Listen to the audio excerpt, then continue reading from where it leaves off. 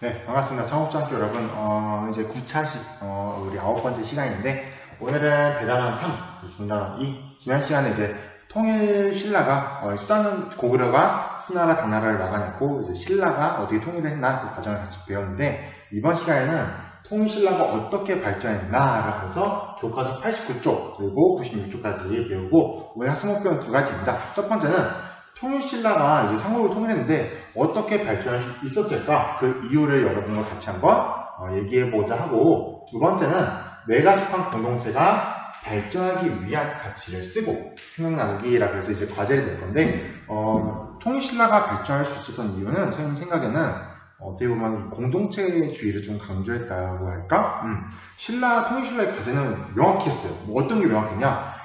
고구려 백제를 멸망시키고 그 지역의 나라를 세웠기 때문에 그 지역에 살던 고구려 백제 사람들을 어떻게 통일신라로 하나라고 묶을 수 있을까? 그게 바로 통일신라의 과제였는데, 그 공동체를 어떻게 슬기롭게 만들었는지를 같이 오늘 배워보고 여러분 한번 공동체에 대해서 생각해 보도록 할게요. 실제로 선생님 어릴 때 중학교 2학년이나 그때 이제 월드컵 2002년도 월드컵이었는데, 그때는 정말 전국민이 난리가 났었거든요. 정말 전 국민이 대한민국을 외치면서 하나가 됐었는데, 그리고 지금 코로나19 사태도 어떻게 보면 우리나라 사람들이 정말 하나가 똘똘 돼서 정말 잘 슬기롭게 이겨내고 있는 것 같아요. 그래서 인터넷에 어떤 짤로도 우리나라 종특이라 그래서 종족 특성이라 그래서 이렇게 위기 시에는 온 국민이 일어난다 그러는데, 여러분이 한번 같이 공동체, 내가 속한 공동체가 어떻게 하면 발전될 수 있을까 생각하면서 오늘 수업도 재밌게 한번 해봅시다.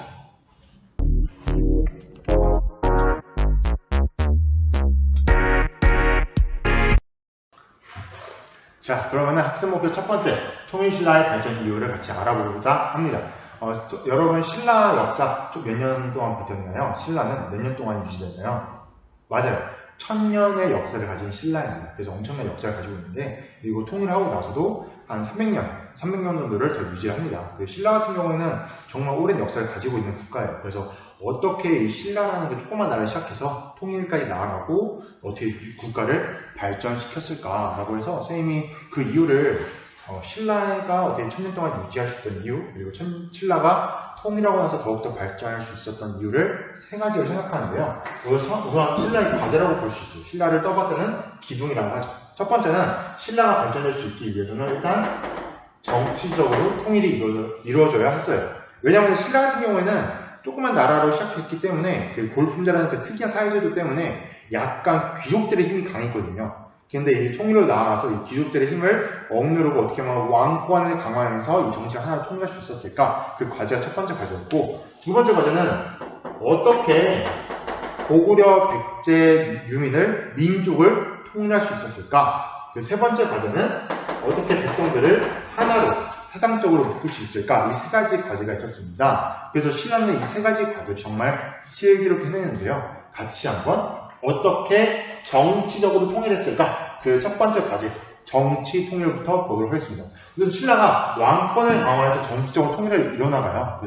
근데 여러분 하나 주의점이 뭐냐면은, 왕이 강하면 정치가 강하다. 이거는 고대 국가이기 때문에 이러한 측면이 있다는 거지, 오늘날 민주주의 사회에서 왕은 없지만 하나의 강력한 지도자가 탄생해서 나라를 다스리면 이건 독재가 되는 거죠. 그래서 여러분이 주의할 점은, 옛날 고대 왕정 시대에는 왕권 강화가 제일 중요한 과제였지만, 지금 민주주의 사회에서는 이 주권을 국민에게 어떻게 나눠주고, 이 국민은 어떻게 현명하게 이걸 주권을 활용할 것인가, 내 주권을 쓸 것인가가 중요한 과제인 겁니다. 그래서 지금의 시각과는 다르다는 점 잘 생각하면서, 신라들은 왕권을 강화시켜야 됐어요. 왕권을 강화시켜서 정치를 하나로 통일시켜야 되는데, 그 과제를 어떻게 달성했는지 3명의 왕을 보도록 하겠습니다. 우선 첫 번째, 태종 요랑 김춘추.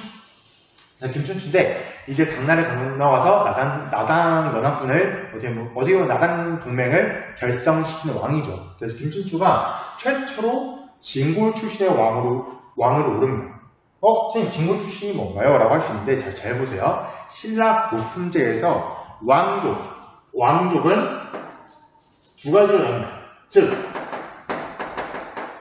신라 김씨의 자손들은 이제 왕족이죠. 왕의 친척들은 왕족이라고 하는데, 이 왕족은 두 가지로 나뉘어요. 뭐냐면은 성골과 진골로.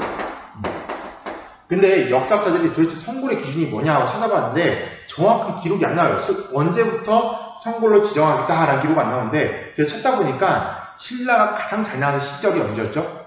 맞아요. 바로 진흥왕 시기.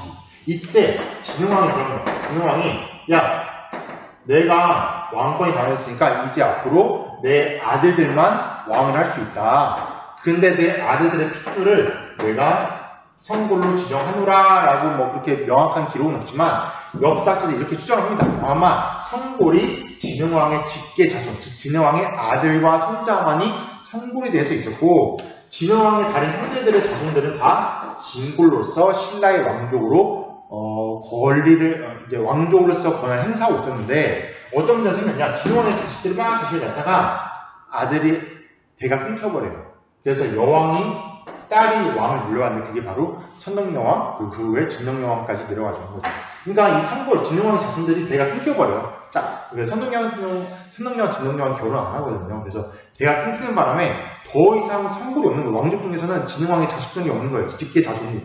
그래서 이때 해결책이 뭐였냐? 그러면은 다른 왕족 중에서 찾자 해서 찾았던 분이 바로 무여왕이었던 거죠. 그래서 당시에 진골 출신으로는 진흥왕 이후에 진골 출신으로 처음으로 왕을 오릅니다. 그 이유는 이제 무여왕의 아들만 왕을 하게 되는데요. 계속 볼게요. 그래서 무여왕의 아들 문무왕 때 되쳐야 삼국통일을 완성합니다. 자, 참고로 문무왕을 두고서 내가 이 삼국통일을 이뤘으니까 우리 신라가 발전할 수 있도록 내가 용이 돼서 우리나라 짓겠다 그래서 동해바다에 묻힙니다.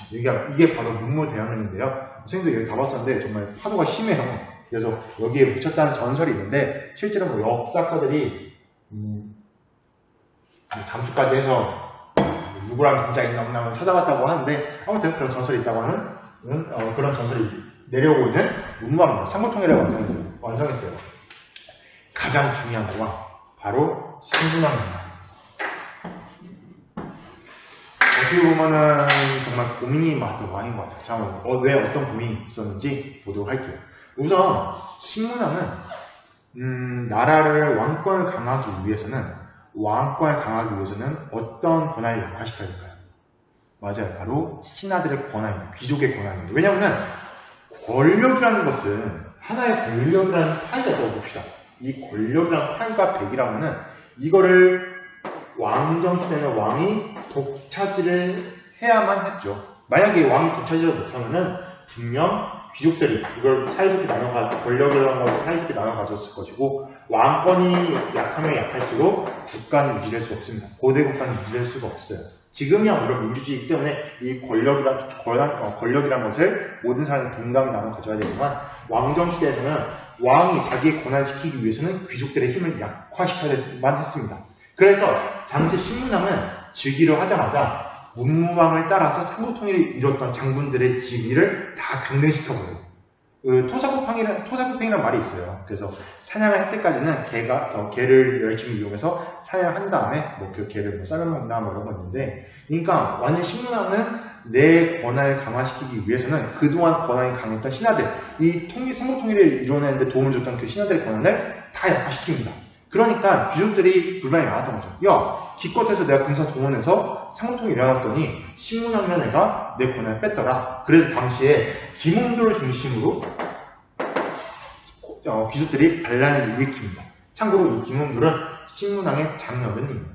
이 김웅돌이 장녀변이 왜 반란을 일으켰냐라는 설이 좀 다양한 게 있는데 한번 여러분이 김웅돌에 대한 자세히 검색해 보시면 좀 설이 다양합니다. 김웅돌이 누구에서 일으켰다라는 설도 있고, 어떤 설에는 신문왕이 당시에 김웅돌은 무죄인데 굳이 반란을 안 일으켜도 되는데 당시 김웅돌한테 당신이 귀족들의 수장이니까 당신 책임지세요 해서 김웅돌 장인어른을 죽였다라는 얘기도 있습니다. 아무튼 다양한 이야기가 있는데 당시 확실한 거는 귀족들이 신문왕이 자기 신들의 권한을 약화시켰고 관직을 뺐었어요. 뺐거나 아니면 강등시켰기 때문에 귀족들이 불만이 많았고, 그래서 반란을 일으키자 신문왕이 당시에 그 귀족들의 수장, 귀족들의 대표였던 김웅도 자기 장녀를 죽이고 다른 귀족들까지 세력을 약화시켰다. 그만큼 뭐가 강했을까요?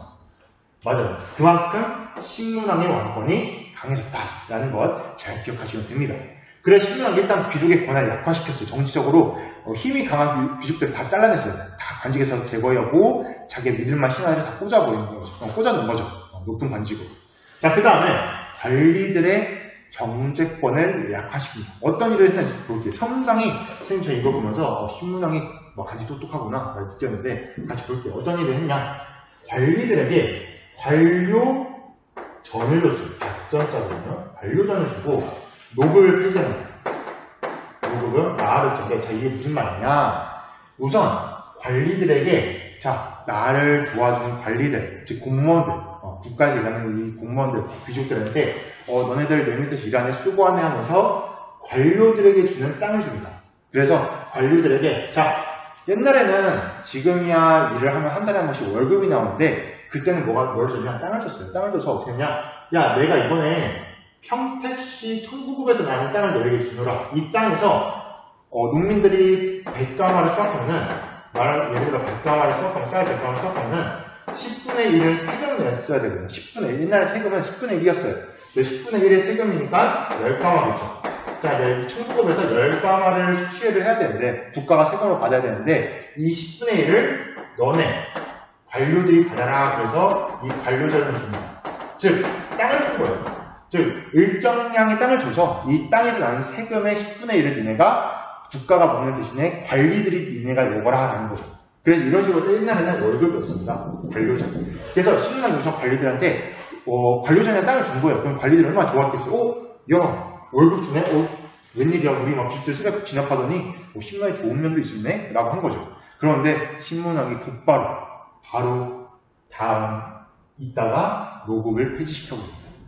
노급은 무엇이었냐? 신라의 전통적으로 있었던 월급제도예요. 관리들에게 주던 땅이었어요. 근데 중요한 거는 이 땅, 아까는 관료자는 그 세금을 거둘 수 있는 권리만 준다고 했잖아요. 세금을 거둘 수 있는 권리만 주는데 노급의 특징은 뭐가 있냐?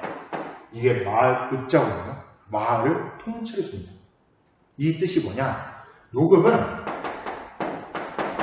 이 관료자는 세금만 수치 가능하면은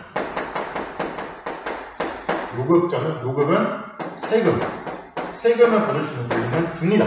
그러니까 청구급에서 100가마가 나오면 10분의 1을 관리가 먹는 거예요. 노급에는 이 권한이 포함되어 있어요. 하지만 여기에 뭐가 더 있냐? 노동력까지 있습니다. 즉 청구급에 사는 농민들을 갖다 마음대로 써도 됐어요. 즉 관리들이 나 이번에 우리 집에 잔치하는데 그럼 청구급에 그냥 데려다가 갖다 써도 상관이 없습니다. 왜냐하면 마을을 하나 통째로 준 거예요. 이 사람한테, 관리한테. 네가 이 마을에 대한 세금도 받고 이 마을 사람들을 마음대로 쓰렴 하고 노급을 준 거죠. 근데 이 전통적인 월급 제도를 폐지시킵니다. 그러니까 관리들 입장에서 한 거죠. 왜냐면은 처음에는 신문왕이 땅을 줘준 거예요. 관료전이 하는 월급을 줘서 뭐야 나 노급도 있고 관료전도 있네. 좋아라 했는데 갑자기 노급을 뺏어버린 거죠. 그럼 신문왕이 그런 거죠.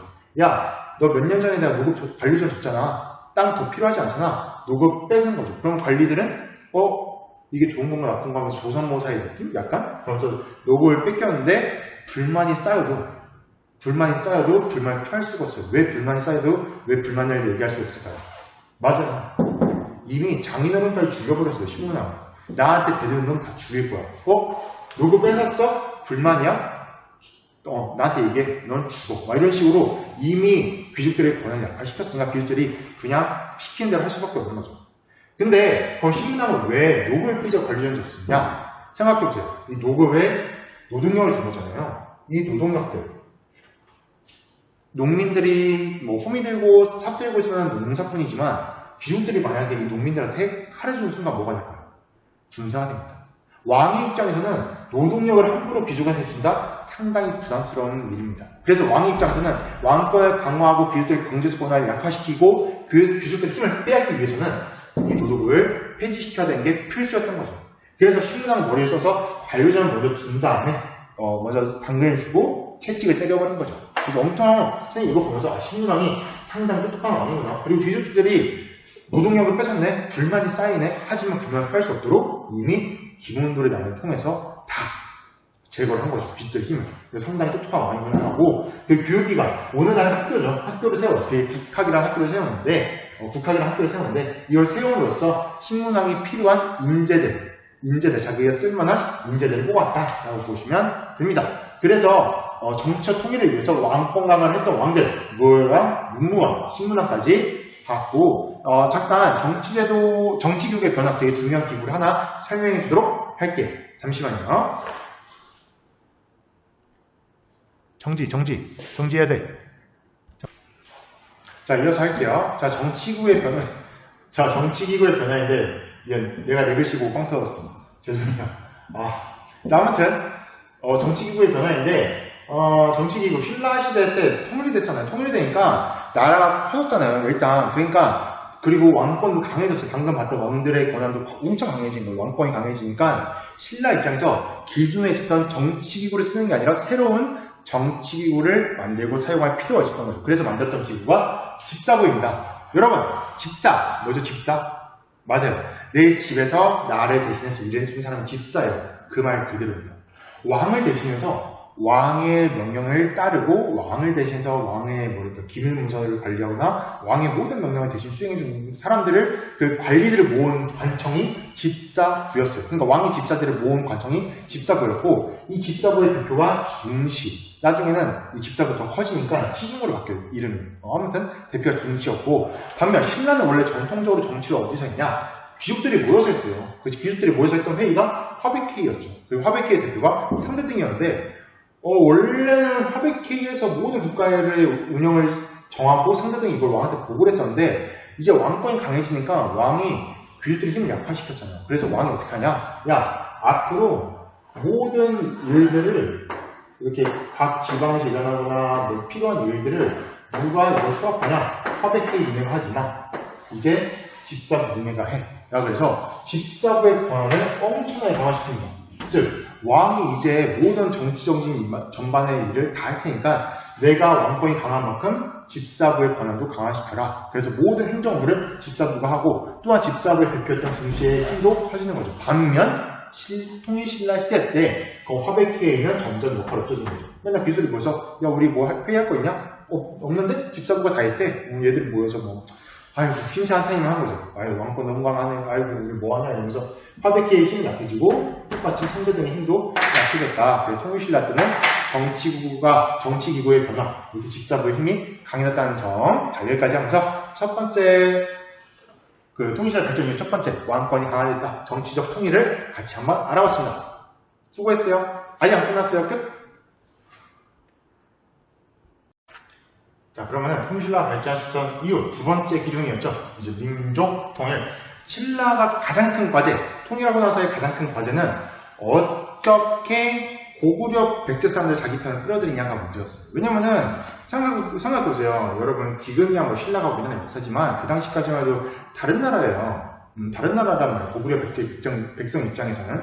그러니까 야 우리나라를 멸망시킨 나라를 따라가? 정말 마음으로 참 나서기 어려울 거고 신라 입장에서도 우리가 하나로 뭉치고 나아가기 위해서는 백제와 고구려 유민을 최대한 신라 백성으로서 만들어야 돼요.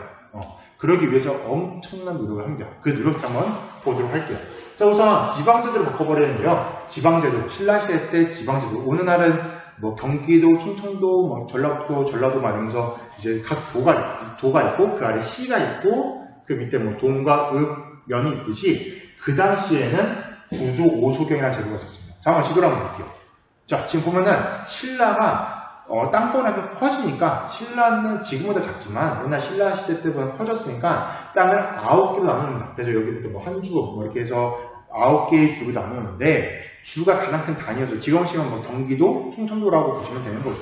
여기 해서 9개의 주로 나누고 지금 보면은 서경, 뭐 중원경이라고 해서 조그만 도시들이 더 있어요. 오소경이라고 부르는데 신라는 5개의 수도로 만듭니다. 그래서 구조, 오소경이라고 하는데 우선 구조 다시 지도를 보면은 지금 구조 지도로 보면은 고구려의 옛 지역, 백제의 옛 지역, 신라의 지역에 3개씩 줄을 배치를 시켰어요. 그래서 고구려, 백제, 신라 모두 동등하게 영토로 지배를 했었고 오소경 설치한 이유는 우선 첫 번째 경주, 신라의 경주가 동남쪽에 치우쳐져 있어요. 그러니까 땅이 커졌는데 경주가 구석탱이에 있다 보니까 정치를 좀 운영하기가 좀 어려워요. 그래서 중요한 지역에 좀 큰 도시마다 5개의 조그만 도시를 세운 거죠. 소경, 작은 수란 뜻이에요. 지금 치면은 뭐 광역시 같은 거죠. 광역시 특별시 같은 거죠. 부산 특별시, 인천광역시, 대전광역시처럼, 서울특별시, 다른 광역시처럼. 자, 그리고 그 각 도시를 중요한 지방의 작은 서울을 세움으로써, 작은 수도를 세움으로써 문화 중심지 역할을 합니다. 그런데 지금 보면은 백지와 고구려 옛날 지역에도 오수경을 설치해서 그들을 차별하지 않고 동등하게 대우를 해주는 거죠. 야, 우리가 너네 지방 점령했던 것을 우리 신라 시대와 똑같이, 우리 신라 옛날 지역과 똑같이 동등하게 대우를 해주겠다. 그러니까 우리가 하나로 잘 뭉치자라고 했던 게 바로 구조 오수경이란 지방제도였고, 그리고 군사제도까지 개편합니다. 어떻게 개편했냐? 부서당 시정이라고 불리는 군사제도를 개편해요. 부서당이라는 것은 중앙군입니다. 이 경주. 지금도 여러분 서울만 지키는 부대가 있어요. 수방사라고, 제 수방사 출신인데, 아무튼, 자랑이었어요. 자, 아무튼, 중앙군. 경주를 지키는 중앙군과 지방을 지키는 십정으로 군대를 집행합니다. 그런데 중앙군을 지키는 군대가 부서당이라는 부대였어요. 부서당, 모여라, 모일석자예요. 집합할 서, 당이 깃발당자거든요. 서가 맹세할 서, 당이 이제 깃발당자라는 건데, 9개의 깃발이 있고, 그 깃발마다 9개의 부대가 뭉쳤습니다. 그래서 부서당이라는 건데, 네, 잠시, 뭐지? 자, 누가 갔다 와서. 자, 소방점검이 있어서. 자, 잠깐 분류를 할게요. 다시, 어디가 잘못죠? 자, 다시 설명하면은, 부서당은 이게 맹세할서 깃발당, 그러니까 9개의 깃발이 있고, 그 깃발마다 그 부대들이 모였던 거죠. 그래서 부대가, 9개의 부대가 이제 경주를 시켰었는데, 그 특이한 점이 부서당은 고구려 출신의 백성들, 백제 출신의 백성들을, 그리고 심지어 말갈족, 고구려 밑에서도 소수민족이었거든요. 이 말갈족까지 포함해서 군대 재편을 합니다. 왜 그랬을까요? 맞아요. 야, 우리 경주를 시킨 특수부대, 부서당이라는 특수부대가 있는데, 이 특수부대 고구려 백성, 너네 유민들까지 모두 동등한 대우, 신라상과 똑같이 우리가 대우를 해주고 있다라는 걸 보여준 거죠. 여러분 생각해봐요. 나는 내 능력이 있어서 내가 군인으로서 활용하고 싶은데, 고구려 출신이라는 이유로 만약에 차별을 받았다? 그러면은 고구려 백성들이 신라를 따랐을까요? 따르지 않았겠죠. 그러니까 당시 신라가 우리는 모두 너네들 고구려 백성을 모두 신라 사람과 동등하게 대우해주고 있습니다. 그러니까 우리가 하나로 뭉치시다 했던 게 바로 이 부서당의 사건이었고, 십정은 각 지방군인데 한 정식, 정이 머무를 정자예요. 그래서 하나의 지방마다 하나의 부대씩 머무르도록 시켰던 거죠. 그런데 특이한 점은 생각해보면 9개의 주, 자, 지도로 보면 이 9개의 주가 있고 십정이 있어요. 그럼 부대를 9개의 주에 한 개씩 배치를 하면은 몇 개가 나와요? 한 개가 나와요. 한 개의 주에는 2정을 배치했다는 거죠. 2개의 부대를 배치했는데, 여러분이 왕이었다면 어디다 배치했을까요? 맞아요. 신라 시대 때는 바로 여기 있는 한 주에 배치시킵니다. 그래서 한 주에는 2개의 정이 배치되는데, 그 이유가 일단 한 주가 땅이 커요. 크고 국경지대이다 보니까 여기는 지방군을 2개 배치시켰다라고 보시면 됩니다. 신라는 민족통일을 위해서 구조 오수경, 그리고 구서당 십정이라는 걸 통해서 백제와 고구려 유민들을 동등하게 대우해주고 있다는 것을 보여준 것이었죠. 그래서 민족통일을 같이 봤습니다. 신라가 마지막으로 통일할 수 있었던 방안, 사상적으로 백성들을 하나로 뭉치게 했는데요. 백성들을 하나로 뭉치게 하기 위한 가장 효과적인 사상이 하나 있었어요. 바로 불교. 맞아요. 불교인데, 통일신라 때도 이 불교를 이용해서 백성들을 하나로 뭉치게 하거든요. 어떻게 하는지 한번 보도록 할게요. 자, 우선, 신라 시대 때 백성을 하나로 뭉치게 할 수 있도록 그 불교를 꽁천하게 전파시킨 스님, 대표적인 스님 두 분이 계세요. 정말 대단하신 분들이고, 심지어 여기 중국과 일본에서도 이분들이 워낙 큰 업적을 나누기 때문에 불교계의 역사학자들도 엄청 연구를 하시는 분들인데, 우리 첫 번째 보실 분은 의상입니다. 자, 의상은 중국으로 유학을 가서 당시에 화엄종이라는 그 종파를 공부를 많이 하셔서 우리나라에 건너와서 이제 화엄 사상을 전파시키는데, 이 화엄 사상, 중요한 거는 이것만 기억하시면 돼요. 의상이 중국에 가서 화엄 사상을 공부해서 우리나라에 전파시켰는데, 당시에 화엄 사상이 어떤 사상이냐? 화엄 사상의 내용을 봤더니 이 두 내용이 하나가 전체요, 전체가 하나다라는 것이 바로 화엄 사상입니다. 하나가 전체요, 전체가 하나다. 이게 무슨 뜻이냐? 이게 왜 중요하냐면은, 무슨 뜻인지 모르겠죠. 하나가 전체요, 전체가 하나다. 이거, 참고로 선생님 옛날에 애니메이션 중에 강철의 연금술사라는 애니메이션이 있는데, 거기에 이 대사가 나와요. 하나가 전체, 전체가 하나다. 그래서, 동양권 자체가 이 불교의 철학과 떨어질 수 없구나라고 느꼈었는데, 이렇게 보시면 돼요. 신라 입장에서 왜 이 화엄사상이 중요한 이유는, 신라 백성들을 봤더니 왕도 있고 귀족도 있고 백성들도 있어요. 이거를 하나로 뭉치하고 싶어. 그런데 이 사상을 썼던 이런 식으로 논리가 되는 거죠. 너네 백성들 하나하나, 귀족들 하나하나, 왕, 우리 모두 다 뭐다? 전체다. 즉 우리 모두 다 하나의 나라다. 그러니까 우리가 하나의 국가로서 통합이 되어야 돼. 우리가 공동체를 이루어야 돼. 그러니까 왕 입장에서 백성들 하나하나 이렇게 뿔뿔이 털 수 있는 게 아니라 우리는 모두 다 신라 사람이야 해서 다 뭉치하는 방법도 있고, 또다시 이때 신라가 가장 중요했던, 화엄사상이 중요했던 이유, 백성을 통합한 것보다 더 넘어서 당시 신라 국가 안에는 어떤 사람들이 살고 있었죠? 그렇죠. 백제 출신 사람들, 고구려 출신 사람들, 신라 사람들, 이렇게 당시 백제 유민, 고구려 유민들이 있으니까, 여기서 유민이라는 뜻은 나라를 잃은 백성이라는 뜻입니다. 유민. 자, 백제 유민과 고구려 유민들이 있으니까 이들을 하나의 신라 사람을 만들어야 돼. 그러니까 이들한테 그런 거죠. 너네 하나하나가 고구려 사람, 백제 사람, 우리 신라 사람이 그냥 우리 모두 다 무슨 사람이다? 우리 모두 다 통일신라 사람이야. 우리 모두 다 옛날부터 있었던 한족이었어. 사만의 한족이었어 하면서 이 백성들을 하나로 뭉치게 만들었던 그 사상적 기반이 됐던 게 바로 화엄사상이었죠. 그래서 신라가 통일할 수 있었던데 가장 큰 기여를 했던 사상이 바로 이 화엄사상입니다. 그래서 고구려 유민, 백제 유민, 우리 모두 다 신라 사람. 나 왕, 넌 귀족, 넌 백성, 하지만 우리 모두 다 신라 사람. 우리는 뭉쳐야 돼. 왜냐면 공동체니까. 화엄사상에 따라서. 이런 식으로 하나가 전체 하나다. 우리 하나로 뭉쳐서 강해져야만 해. 라고 해서 의상이, 이 화엄사상이 통일신라를 하나로 될 수 있었던 데 큰 기여를 합니다. 자, 그리고 두 번째 보실 분이 바로 이 원효대사예요. 정말 큰 업적이 있었는데, 일단 원효대사는 의신사상이 유명하죠. 의신사상. 하나를 마음심자예요. 마음에서 모든 게 나온다는 뜻인데, 자, 이게 왜 나왔냐? 모든 것이 오직 한 마음에서 비롯된다. 자, 이게 무슨 뜻이냐면, 원효대사님께서 원래 중국에 가서 의장과 같이 중국에 가서 이제 공부를 하려고 갔어요. 중국에 가려고 했는데, 어느 날 동굴에서 새벽에 목이 너무 말라서, 목 말라 죽겠네. 오늘 뒤에지라고 뭐가 있네. 왜 바가지기지? 하고 마셨더니, 다음날 보더니 해골물이었다라는 전설이 있죠. 그래서 원효가 이렇게 충격이 된 거죠. 몰랐을 때는 정말 달콤한데 알고 보니 너무 이렇겠군. 이러면서 사람이라는 게 마음먹기에 따라서 행동이 달라지는구나. 실제로 여러분 왜 음식 맛있게 먹었다가 딱 그렇게 유통기한이 지나서 우액하는 거 있잖아요. 아니면은 맛있게 먹었는데 막 먹고 엑스파일에 막 불량식당을 나와서 마음 그런 거 있잖아요. 선생님도 진짜 마음먹기에 따라서 행동이 달라진다 느낀 게 뭐였냐면, 선생님이 임용고시 이제 교사가 되기 전 시험을 봐요. 임용고시 시험을 보는데 2차 면접장에서 면접을 보러 가거든요. 면접 보러 가면은 선생님 진짜 아침에 어떤 생각을 하거든요. 막 노래 막 파이팅 넘치는 노래 막 들으면서 막 It's a final countdown 막 이런 노래 막 들으면서 파이팅 넘치는 노래 막 로키였나? 막 아이브 타이거 막 이런 음악 들으면서 내가 오늘 수업 제일 잘하는 사람이야 막 이러면서 자신감 뿜뿜 막 자존감 막 업그레이드 한 다음에 수업 딱 들어가서 자 안녕하십니까. 이제 면접을 하겠습니다 하면서 속마음으로는, 자, 보세요.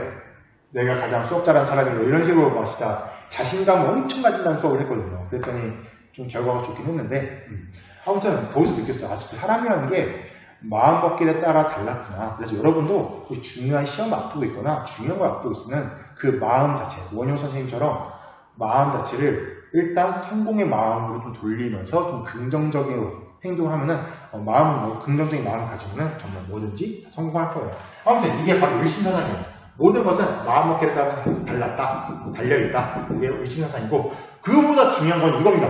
아미타 신앙이라고 해서, 신라 시대 때 불교를 백성들이 받아들이기가 쉬웠다, 어려웠다? 어려웠다. 왜?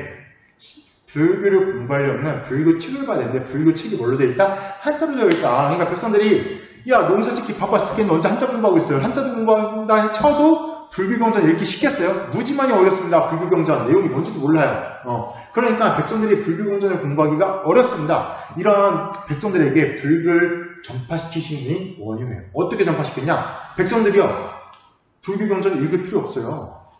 나무아미탑을 관세음보살, 나무아미탑을 관세음보살, 이것만 외우면은 그 누구나 극락왕사할 수 있습니다. 즉 천국에 가서 잘 살 수 있습니다.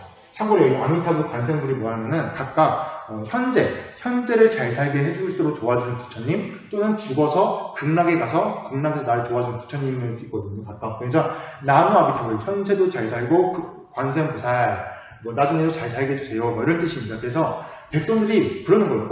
나무 아미타부 관세음보살 외우면은 누구나 극락에 가고, 그러니까 너도 나도 다 불교를 믿게 되고 전파되게 된 것이었죠. 아무튼 그래서 원효는 나미 아미타불 관세음보살, 백성들에게 이것만 외우면은 누구나 잘 살 수 있다 라고 해서, 백성들이 너도 나도 그냥 솔직히 여러분 나무 아미타불 관세음보살 약간 렉 같잖아요. 그래서 막 이런 식으로 막 널리 퍼졌던 거죠. 그래서 모든 백성들한테 불교 전파시키신 분이 원효여서 사상적으로 모든 백성들이 통일될 수 있도록 했다, 기여했다라고 보시면 됩니다. 그래서 여기까지 사상 통일했던 분들, 의상과 원효를 배웠고, 참고로 이건 상식으로 알고 계세요. 해초라는 스님이 계십니다. 해초. 세계사 선생님이 초일생인데 반대로 해초죠.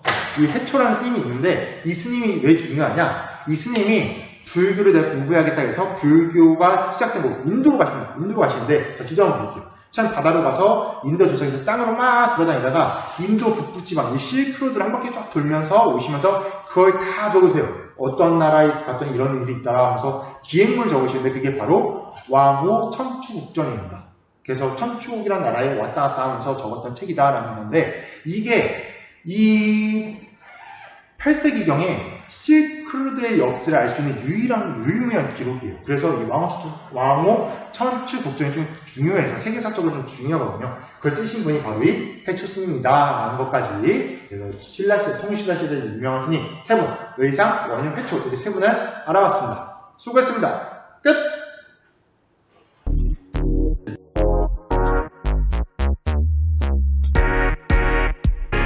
학습목표 2번, 내가 속해 있는 공동체가 발전하기 위한 가치를 쓰고 생각 나누기인데, 통일신라라는 그 공동체가 발전되기 위한 세 가지 요인을 가지고, 정치적 통일, 민족 통일, 사상적으로 통일을 시켰다라고 봤는데, 그럼 오늘날 우리가 이렇게 신라가 공동체를 통일시킴으로써 발전한 것처럼 오늘 우리가 속한 공동체 뭐가 있을까요?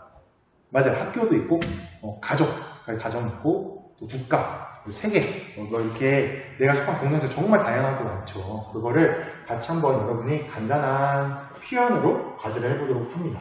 자, 선생님이 이 영상 그 다음 주제에다가 링크를 걸어놨을 거예요. 그 링크에 들어가시면은 과제하는 방법이 맨 왼쪽에 있고, 이거 좀 오르락 내리면서 보시면 되고, 여기부터 1반, 2반, 3반, 4반, 5반, 6반, 7반, 8반, 9반까지 다 있어요. 게시판이 다 있어서 자기 반에 해당되는 곳에다가 동그라미 이 표시를 누르고 자기가 했던 과제를 사진을 올리면 됩니다. 그래서 이 공동체가 주제잖아요. 그래서 한번 공동체 게임을 해보도록 할게요. 그래서 이걸 달성한 전 학급원이 다 목요일이니까 목요일까지 다 달성한 반한테는 선생님이 선물, 간단한 간식이라도 간단한 간식이나 뭐 선물을 주도록 할게요. 만약에 한마디라도 학생들이 실패를 했다, 모든 학생들 참여한 많이 없다, 모든 학생들이 이 과제를 달성한 많이 없다 하면은 그냥 가장 많이 한 다음으로 하겠습니다.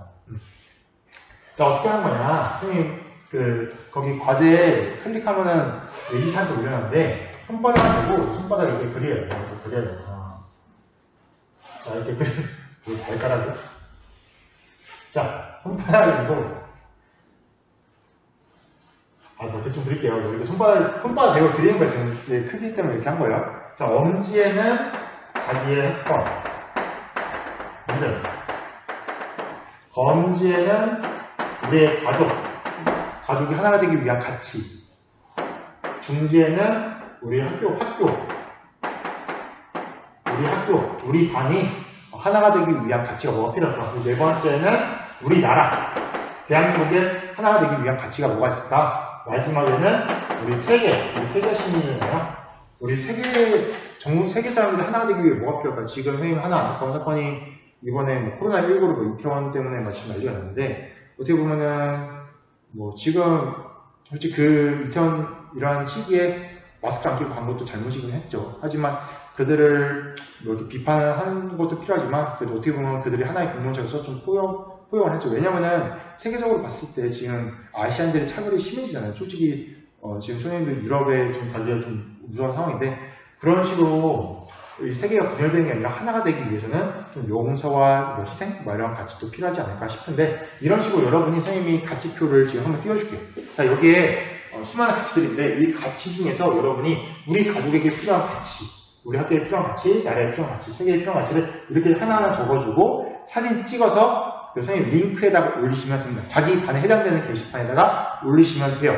뭔지 잘 지금 얘기만 들어서 모르겠다, 과제 어떻게 하는 거지? 라는 친구들은 링크를 한번 눌려보면 자세하게 설명이 되어 있으니까 같이 한번 해서 모든 친구들이 다 공동체가 돼서 우리 학급이 과제를 달성할 수 있도록 하면 좋겠습니다. 그래서 오늘 수업 여기까지 정말 수고 많았습니다. 감사합니다.